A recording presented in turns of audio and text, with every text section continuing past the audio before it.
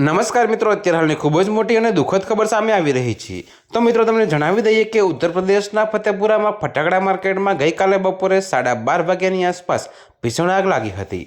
તો ફતેપુરમાં એમજી કોલેજના ગ્રાઉન્ડમાં ફટાકડાનું બજાર હતું, જે શનિવારે સવારે મોટી સંખ્યામાં લોકો ફટાકડા લેવા પહોંચ્યા હતા। જી હા મિત્રો, તો તમને વધુમાં એ પણ જણાવી દઈએ કે જોકે એ જ સમયે શોર્ટ સર્કિટને કારણે એક જ દુકાનમાં આગ લાગી હતી।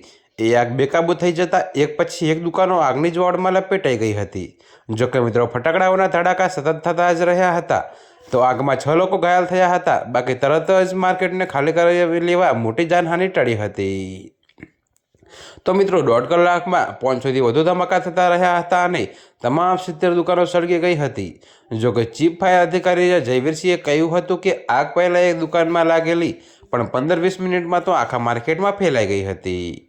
તો મિત્રો, દુકાનદારો અને ફટાકડા ખરીદવા આવેલા લોકોની 50થી વધુ બાઇક પણ આ આગમાં બળી ગઈ હતી। જોકે બપોરે 2 વાગ્યા પછી ફાયર બ્રિગેડની ટીમ આગને ઓલવવામાં સફળ રહી હતી।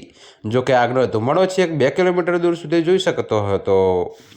તો મિત્રો, અત્યારે હાલ માટે આટલું જ। મળીશું નવી અપડેટ સાથે, અને જો તમને અમારા વિડીયો પસંદ આવતા હોય તો વિડીયોને લાઇક, કોમેન્ટ, શેર અને અમારી ચેનલને સબસ્ક્રાઈબ કરવાનું ભૂલતા નહીં મિત્રો।